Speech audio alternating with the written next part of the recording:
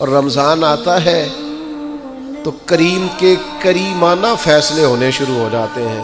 کریمانہ فیصلے، ایک کریمانہ فیصلہ ہوتا ہے کہ دوزخ کے دروازے بند کر دو اور جنت کے سارے ہی دروازے کھول دو۔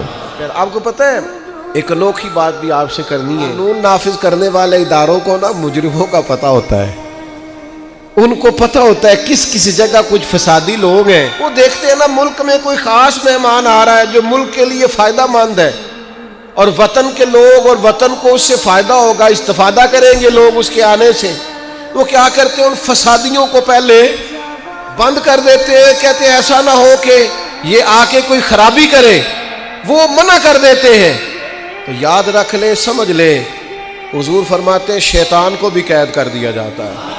رمضان آنے والا ہے تو اللہ شیطان کو قید کر دیتا ہے، جکڑ دیتا ہے۔ فرمایا رمضان آ رہا ہے اور میرے بندوں نے اپنی بخشش کرانی ہے، انہوں نے میری عبادت کرنی ہے، انہوں نے روزے رکھنے ہیں، انہوں نے آ کر کے اللہ کے حضور معافیاں مانگنی ہے۔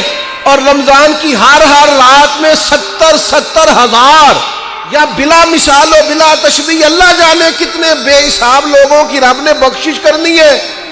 تو یہ شیطان بڑا مکار ہے، یہ کھلا ہوا دشمن ہے، کوئی خرابی نہ کر دے لہذا پہلے اسے باندھ دو، خرابی نہ کرے کسی قسم کی اسے باندھ دیا جاتا ہے۔ مہمان بھی آ گیا، خرابی کرنے والا بھی باندھ دیا، لیکن اگر فائدہ لینے والے پھر بھی فائدہ نہ لے تو پھر ان سے کہا جائے گا کہ تمہارے پاس اب کوئی بہانہ بچا نہیں ہے، اب تمہارے پاس کوئی کسی قسم کا عذر باقی نہیں ہے۔